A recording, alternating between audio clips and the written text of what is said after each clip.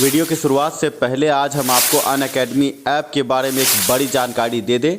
शिक्षक बहाली से जुड़े तमाम अभ्यर्थियों के लिए बड़ी खबर है कि अब अनअकैडमी पर आप सीटेट की तैयारी इस कोरोना काल में घर बैठे कर सकते हैं। 9 सूत्र आपके स्क्रीन पर है। आप समझ सकते हैं कि इस कोरोना काल में जब सभी बड़े शिक्षण संस्थान बंद है और 31 जनवरी 2021 को परीक्षा की तिथि की घोषणा हो गई, ऐसे में आपके स्क्रीन पर आज की बड़ी खबर यह भी है कि अनअकैडमी के थ्रू इस कोरोना काल में भी अपनी तैयारी पूरी कर सकते हैं। हिमांशु सिंह पेडागॉजी की क्लास 11 नवंबर 2020 से शुरू कर चुके हैं और आपके लिए इस वीडियो के डिस्क्रिप्शन में हमने लिंक दिया है जिस पर आप क्लिक करके क्लास से जुड़ सकते हैं। 12 नवंबर से पेपर 1 की तैयारी भी शुरू हो चुकी है। क्लास ऑनलाइन शुरू है और आप अभ्यर्थी पीछे न रहें, जल्द से जल्द क्लास ज्वाइन करें। 14 नवंबर 2020 से पेपर 2 की भी पढ़ाई शुरू हो चुकी है। अभी भी आपके पास पर्याप्त समय है। अब जाग मुसाफिर भोर भई कोर्स है 1 महीने, 3 महीने, 6 महीने और 12 महीने। पैकेज आपके स्क्रीन पर है। 1 महीने का 1200 रुपये, 3 महीने का 3000, 6 महीने का 4800 रुपये और 12 महीने का 6000 रुपये। आप समझ सकते हैं, जैसे जैसे आप बड़ा पैकेज लेंगे फीस में आपको कमी नजर आएगी। ऐसे में आप अभ्यर्थी डाउनलोड करें अनअकैडमी ऐप गूगल प्ले और एप्पल स्टोर से और इस वीडियो के डिस्क्रिप्शन में जो लिंक है उस पर क्लिक करके जुड़ें अपने क्लास से।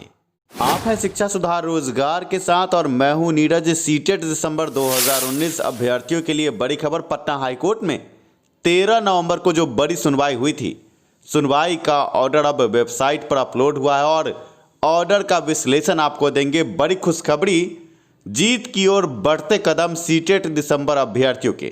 बड़ी खबर आपके स्क्रीन पर। सीटेट दिसंबर 2019 केस का ऑर्डर वेबसाइट पर अपलोड हुआ।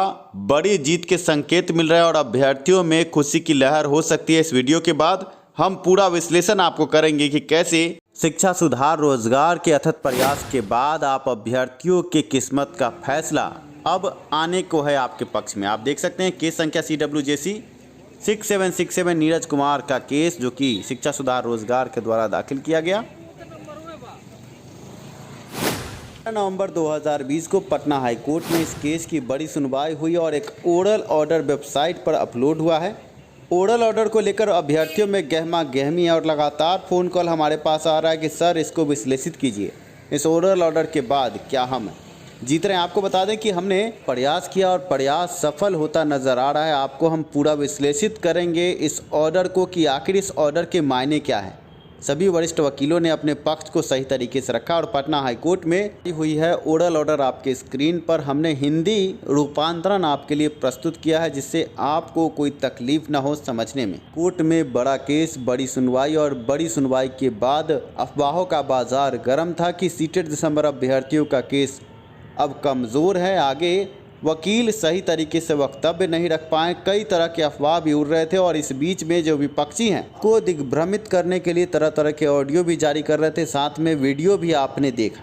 पर अब सच आपके सामने है। आपके स्क्रीन पर ओरल ऑर्डर का हिंदी रूपांतरण और हम आपको विश्लेषित करते हैं कि इस ओरल ऑर्डर में क्या क्या जो मुख्य बिंदु हैं जिसके आधार पर आप जीत रहे हैं।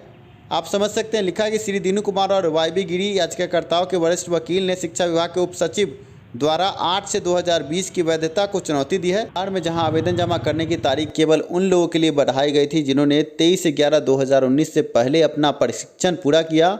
उनकी मूल सामग्री यह है कि जब अंतिम तिथि जून 2020 तक बढ़ाई गई थी तो वो तिथि सभी के लिए बढ़ाई गई थी। उसमें कोई जिक्र नहीं था कि ये जुलाई वालों के लिए है या दिसंबर वालों के लिए है। पटना हाईकोर्ट का ही ऑर्डर है और उसी ऑर्डर के आधार पर जो पटना हाईकोर्ट में बड़ी बहस हुई है सीटेट केस में, आपके स्क्रीन पर हिंदी रूपांतरण आपके अधिवक्ताओं ने ये बात रखी कि NIOS DLED के केस में जो जजमेंट आया है उस जजमेंट में कहीं भी ये जिक्र नहीं है कि सिर्फ जुलाई वाले जो NIOS DLED अभ्यर्थी हैं उन्हीं को मौका मिले। इसका तात्पर्य ये है कि NIOS DLED अभ्यर्थियों के डिग्री को वैलिड करने का बड़ा केस पटना हाईकोर्ट में था और जिस केस में जजमेंट के बाद अभ्यर्थियों को आवेदन करने का मौका दिया गया, पर सिर्फ जुलाई में सीटेट पास जो NIOS DLED उन्हीं को मौका दिया गया। यहाँ पर सरकार ने बड़ी गलती की है क्योंकि पटना हाईकोर्ट के जजमेंट में कहीं भी ये नहीं लिखा था कि सिर्फ जुलाई वाले अभ्यर्थियों को मौका दिया जाए। डिग्री वैलिड हुआ है सभी का, तो दिसंबर में जो सीटेट पास अभ्यर्थी हैं उनकी भी डिग्री की वैलिडिटी उसी वक्त हुई है, तो उनको वंचित कैसे किया गया, ये बड़ा सवाल पटना हाईकोर्ट में रखा गया अधिवक्ताओं के द्वारा। और इन बातों को देखते हुए ऐसा प्रतीत होता है कि आगे आपको बड़ी जीत मिल सकती है। आपको बता दें कि वक्तव्य संपूर्ण रूप से रखे गए हैं, पर माननीय न्यायाधीश का ये कहना है कि अब रिटेन आर्गुमेंट भी जो अधिवक्ता है वो दे सकते हैं। जो भी बातें बची हैं आगे केस में 25 नवंबर 2020 तक रिटेन आर्गुमेंट देने की बात आप समझ सकते हैं। ऑर्डर में लिखा, ऑर्डर आपके स्क्रीन पर है। ऐसे में सीटेड दिसंबर अभ्यर्थी घबराए नहीं, बड़ी जीत आपको मिलने ही वाली है। अथक प्रयास और कड़ी मेहनत और आप अभ्यर्थियों की तपस्या का फल आपको जल्द ही मिलने वाला है।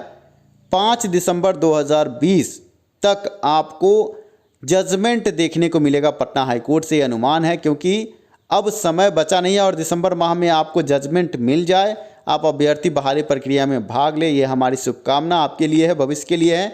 अनुमान यह है कि 5 दिसंबर 2020 तक जजमेंट पटना हाईकोर्ट से आ जाएगा और अभ्यर्थियों को मौका मिल सकता है। आप समझिए कि 8 से 9 महीने ने तपस्या की, शिक्षा सुधार रोजगार ने कड़ी मेहनत की और फल अब मिलने वाला है। दिसंबर के पहले सप्ताह में आपको फल मिल सकता है और जीत की खुशखबरी आपको मिल सकती है। इस बीच मेवालाल चौधरी जो शिक्षा के नए मंत्री हैं बिहार सरकार में, उनके द्वारा एक बड़ा बयान अखबार के माध्यम से आया है।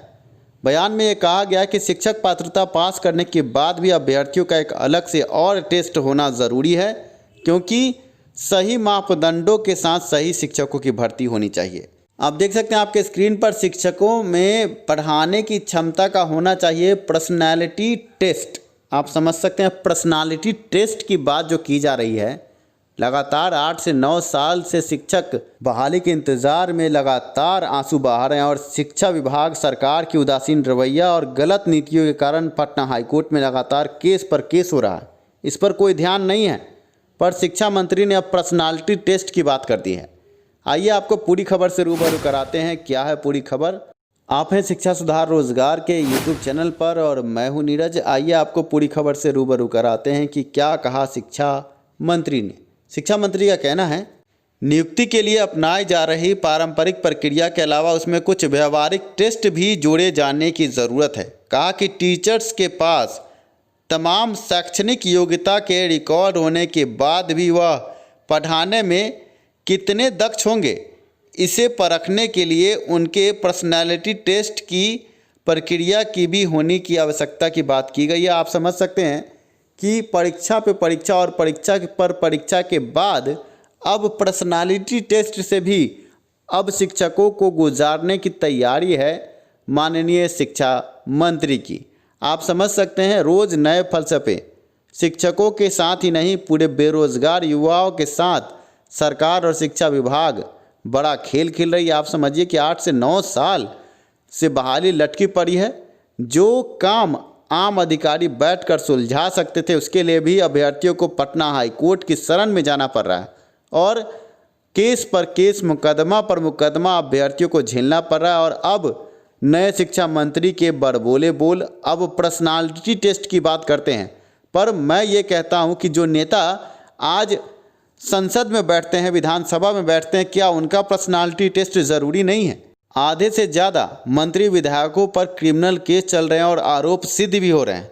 साथ में न पढ़ाई न लिखाई और पर्सनालिटी टेस्ट इनका नहीं, पर जो शिक्षक लगातार बीएड डीएलएड करके आते हैं, साथ में सीटेट और बीटेट पास करके आते हैं, उन शिक्षकों का पर्सनालिटी टेस्ट की बात करते हैं। शर्म आनी चाहिए इन नेताओं को। इन नेताओं ने बेरोजगार युवाओं को खिलौना समझ के रख छोड़ा है। वक्त आ गया है जब युवाओं को सत्ता अपनी हाथ में लेनी होगी, क्योंकि जाति, मजहब, धर्म और पैसे के बल पर ये नेता चुनाव जीतते हैं और चुनाव जीतने के बाद अब आम बेरोजगार युवाओं पर दमनकारी नीतियों से प्रहार करते हैं।